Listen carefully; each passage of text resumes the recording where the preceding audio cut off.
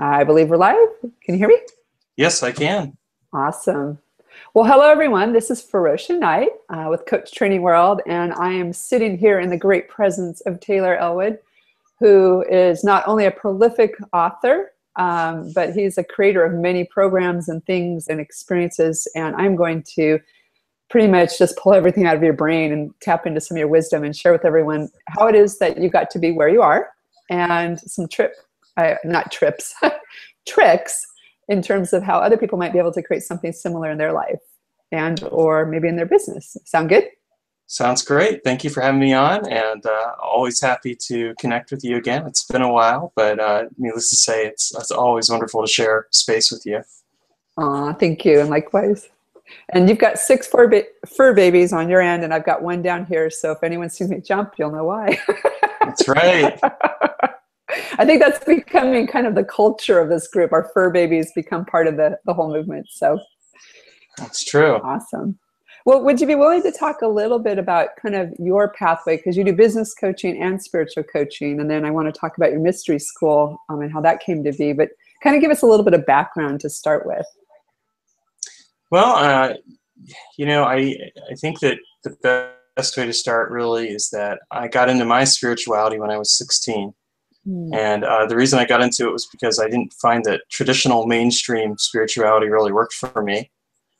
I wanted something where I could ask my questions and explore to my heart's content and find my own answers without referring to just one book or one source. And so that's really informed my path.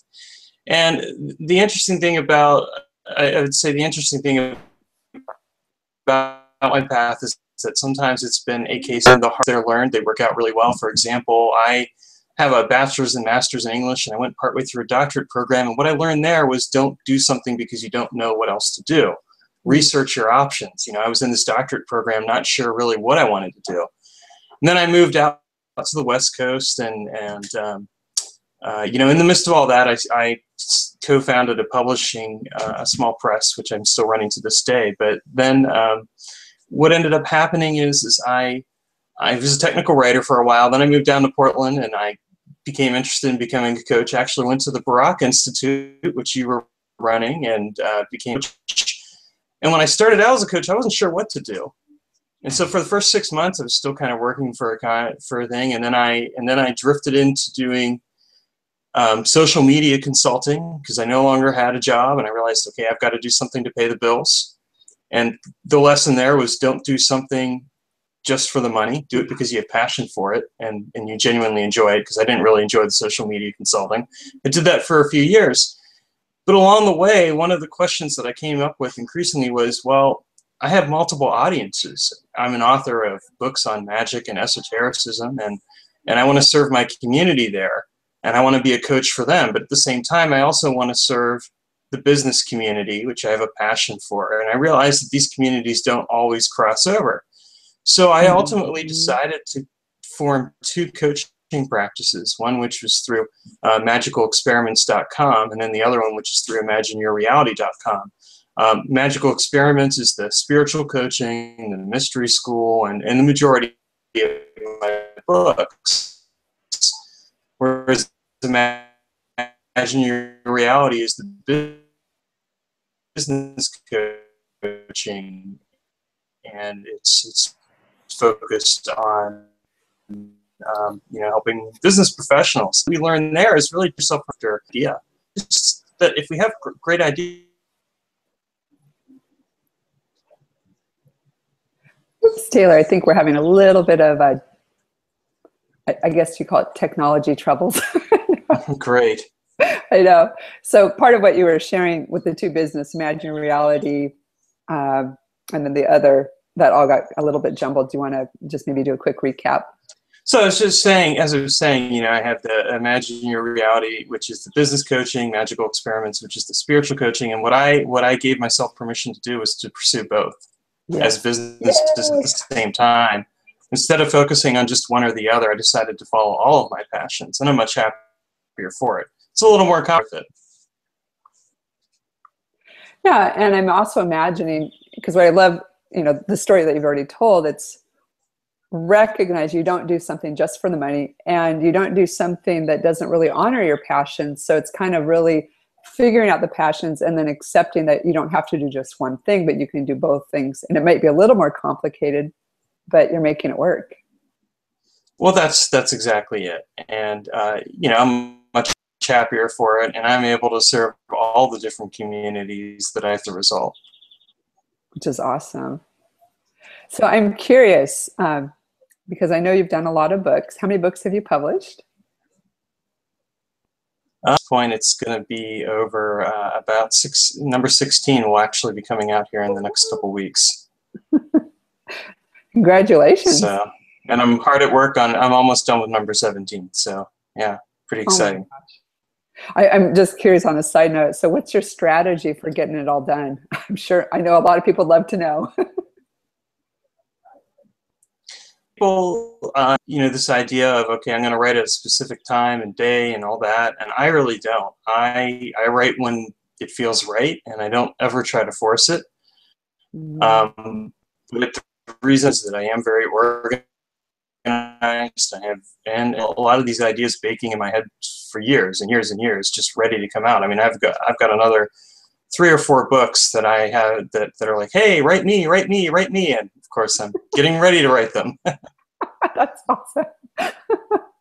Of course, I'm personally listening to this because I've got about 7 that all the titles, everything's in my head, all the content, and it's still all in my head. So I'm enjoying that you're able to actually produce results. So who knows, I might be tapping into you for that one. Well, I think if you can just make the time to write even just a couple days each week where you just have a period of time, at least that's what works for me. Instead of trying to write every single day, but get in the writing when and where you can, just because I have too much going on. And I mean, on top of the writing for the books, I'm also writing for my websites and other places. So, I'm producing a lot of content every week. Yes, you are. That's awesome. So in terms of your mystery school, could you please talk about what is a mystery school? Because I'm not sure everyone might know what that is. And then how you came about to creating it and what it's like for you now being the leader in that particular realm. Well, a mystery school is essentially a school of esoteric spiritual practices, or it's a variation of those spiritual practices as they apply to your life. And as far as founding one, I would say that I'm still in the process of figuring that out. But it kind of came because I noticed that other people were doing it, and I thought, well, I have my own very unique vision as to what my spirituality is and how it shows up, and I want to share that with people. So I decided to focus on that as opposed to trying to balance or something else along those lines. And along the ways that, it's not enough to just simply say, hey, I've got to have some definite ideas to what direction you want to go into. And that's something that even now I'm still figuring out in some ways, but it is coming together. I've got a couple of correspondence courses that I offer. I also do live classes on occasion and do conferences. And then I also have started doing teleclasses, usually just one-shot teleclasses, and this seemed to work out pretty well. Well, I like what you said, because in my imagination, I think of a mystery school as, part of the mystery is the unfolding of the practice and unfolding of the awareness and the knowledge and, the spirituality that probably comes from, you working with other people and kind of the combination of multiple energies. Is that making sense? That makes a lot of sense, yeah. And I would definitely say that's the case. It's also a matter of really being persistent and staying true to what you feel is the right direction. And at the same time, keeping yourself open to learning from what you observe with other people. I mean, I think that I've learned just as much from just observing what other people are doing with their own versions of mystery schools as I have from anything that I'm doing. I love that. So I've been asking a lot of people this question, but what is something that you've learned from some of the people you've worked with? What I've learned from the people that I work with is that it's really important to have the passion, that you have to motivate you to do what you're doing. And at the same time, it's also really important to take the time to organize yourself and to figure out what your plan is, and then put it into place and execute it. And to know what is high priority versus busy work. And you can check email all day long, and say that's work, but it's not. You want to be able to move forward on projects. You want to know that there's a definite progression, and you have to have some way to keep track of it. For example, I have my handy whiteboard, which I have near me at all times, and I use that to keep track of the high priority items. And that's really what helps me to move ahead with the various projects that I'm moving on, because I always can look at it and say, okay, well, what's really important today? What do I need to do versus what's in front of me on the computer screen, or what's in front of me over here or there. So I think that's what I've learned over the years from working with other people. Mm-hmm. Well, and I love the idea of having a visual, it sounds like, that kind of keeps you on track. Is that what you're talking about? Yeah. Well, the whiteboard is basically my visual. It's just this big whiteboard with scribbling on it that says, okay, here's what you got to work on. Hard to ignore. You can't lose it in email. You can't lose it or delete it or throw it away by accident. Exactly. I'm going to remember this because I've thrown away my to-do list so many times, like, oh, I forgot. Exactly. So, here's my next question. So in terms of someone, because I think what you're talking about is really powerful to have that visual. And what is your strategy for knowing what takes priority, what gets onto that board, and how do you say no to things? Well, I look at it in one of two ways. First of all, I look at it in terms of return on investment. What's actually going to bring in a stream of income that's going to support me and answering email all day, unless it's actually putting me in touch with clients and helping me to connect with them and getting them to decide to buy my services, is not going to be very effective. You have to look at your activities and just determine what the return on investment is. Mm-hmm. For example, I've been scaling back on networking that I do because when we get some business so much, and it doesn't always produce business. So I'm being very picky about the types of networking events I go to, because I need to make sure that I'm going to get the most out of that time. In terms of projects that I work on, the other criteria is why is it important to me? Is it something that really calls to me? Is it something that I feel needs to be manifested? And if it does, then I'm going to make that an effort too. So, for example, doing layout on a book for one of the authors that I work with, that's going to be pretty important because I want to help that person's vision get out into the world. Or making time to write my book. Again, that's going to be very, very important. The other thing I do is I do make sure that I have time to do the work that isn't necessarily high return on investment, but it's important because it makes running the business overall effective. For example, Wednesday is my administrator day. That's the day I do my finances. It's the day I send out lessons to people, the day I do weekly check-ins with clients that are doing one-on-one coaching. I do all of that then. It's not necessarily going to be the day I'm going to work on high priority items, but because I've devoted a day or a section of a day toward that time, it makes my life easier the rest of the time. Yeah. I'm giggling back here because I'm going, I think Taylor is probably the most productive and strategic mystic out there. Well, thank you. Which I think could probably be really helpful for a lot of people that are very visionary and have a lot of things that they know, and that deep-seated wisdom that sometimes never gets out into the world because it's so in here that those things that we have to quote unquote do to get our work out into the world, you're doing it. Well, I think a good rule of thumb to remember is that you want to remember that if you have this idea that you want to manifest, that this mysticism, magic, whatever you want to call it, that's great, but you have to marry it to mundane actions. You have to look at what you need to do in the mundane world in order to help manifest it. Speaking of somebody who practices magic, I'll just tell you that the way it works is that it takes the path of least resistance. So what you're willing to do in order to help make it happen is what manifests it. And a lot of times people are their own worst enemies. They have all these great ideas or whatever else, but they haven't taken the time to look at productive for manifest that. there's nothing wrong with trying to organize your schedule. It's not going to make you less spiritual a person or less mystically in tune or anything else. It's just going to actually make you better at manifesting reality. There's an old saying, there's the artist and then there's the performer. Mm-hmm. And the artist stays the artist, and the performer is the one who takes stage and often gets all the credit.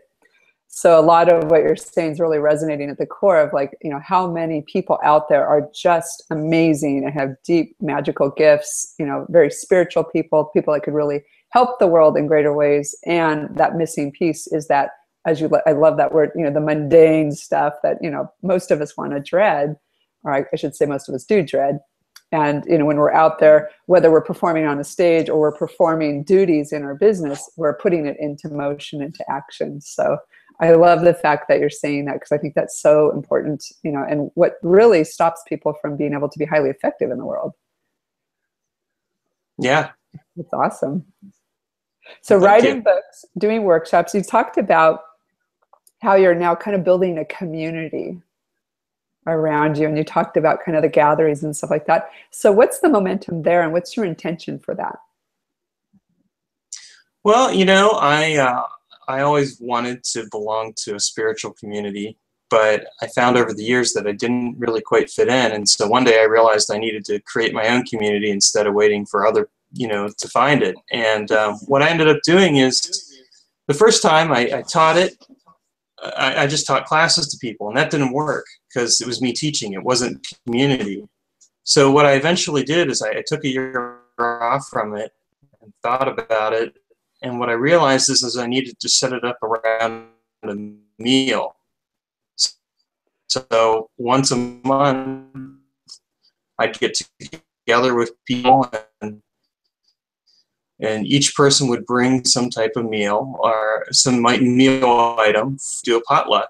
Look, I'm willing to. I want that did as an environment. But the other thing I want to teach, what your experience level is, whether you've been in this particular lifestyle and spirit 20 years or for a year, we can all learn from you, valuing what each person brings to it.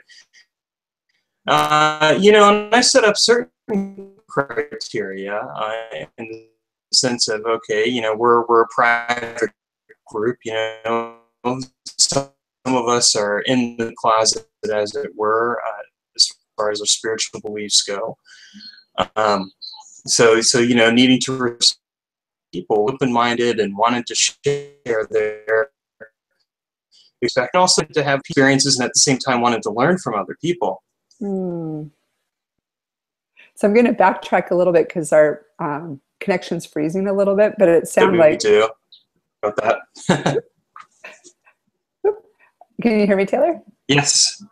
Okay, we had a little bit of Google Hangout blah. Oh, yeah. Sorry about that. It's okay. It'll happen. So what I'm hearing is the community came around food. That's where you kind of centered it, in the monthly meetings. But you also said something, and correct me if I didn't capture it, it was a little bit blurry. But each person is a contributor to the environment, and there's a sacredness and a privacy so people feel supported, and they also can be very supported, in that open, minded and open-hearted way. Yes, correct. You got it all. Oh, good. I always fear saying something like, well, and they're like, what? Where'd you hear that? The other part of my brain.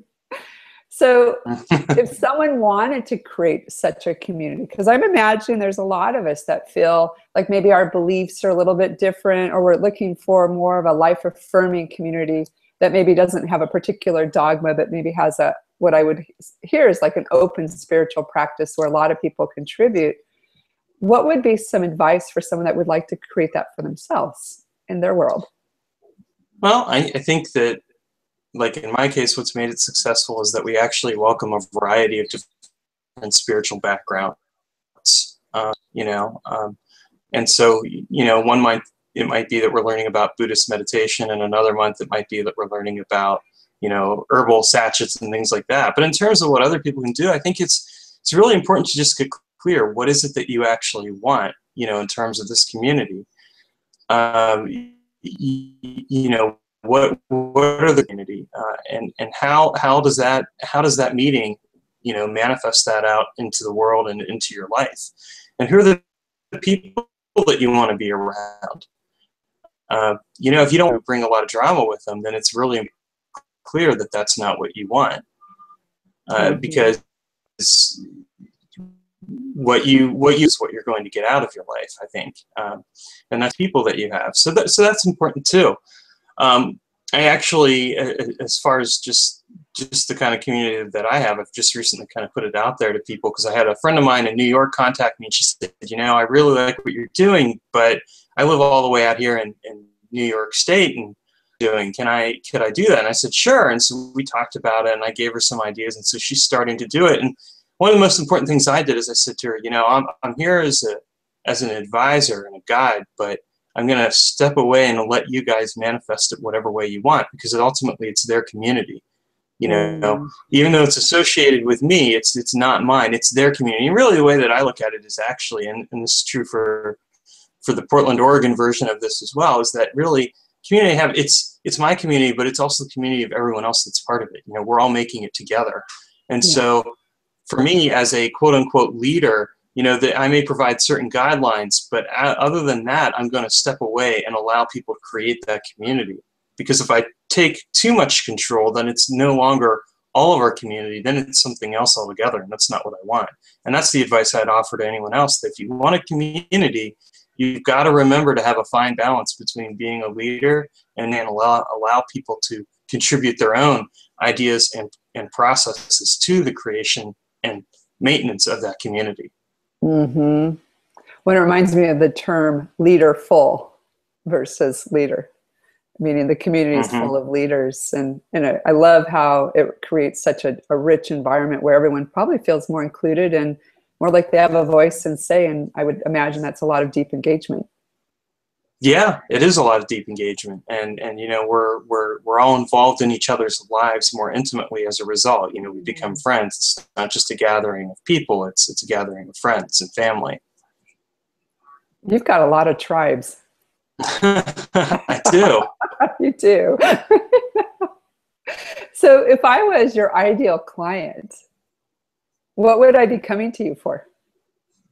Well, it depends on what you're looking for. If you're my ideal client as far as a business person goes, you're probably someone who wants to grow your business, but you're feeling overwhelmed by what you're trying to do. You're great at what you do, but you don't know how to run a business, and you need someone to come in there and teach you those fundamental skills and teach you how to effectively run your business by setting up systems and processes and delegating to other people.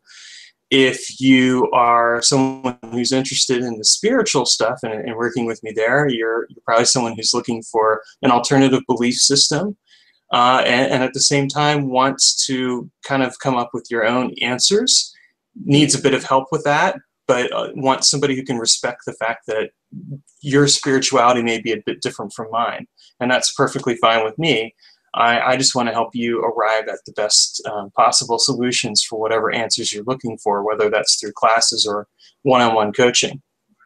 Wonderful. So it sounds like, for the business side of things, someone that's really looking to be highly effective in their processes and their systems, and probably also the way in which they're viewing the business. Yeah, I go in there really deep with them. I mean, the first time we meet, it's an hour-and-a-half meeting, and it's a holistic assessment of their business, and we go over everything. And the reason I do that is because a lot of times what I find is people will focus, for example, on marketing. They'll say, well, marketing's the problem. And what they don't realize is that marketing is a symptom of the problem, and that it's deeper. It's a systems problem, which doesn't mean that they can't improve their marketing. But if they want to improve their business, they have to look at everything and work on all of it. And if they do that, then they're going to be in a place where everything they're doing is more effective as a result. So if there were like three tips you could give the business owner for them to like kind of check on their business today, what would you ask them to look at? Maybe a little insights of where you focus. Well, first, I would tell them to really look at their business plan. Do they even have one? And if they don't, what makes them think they're going to succeed? And if they do have a business plan, what are they doing to actually look at it and refer to it and use it on a regular basis? Because if they're not using it, there's no point. It needs to be something that they are actively engaged in.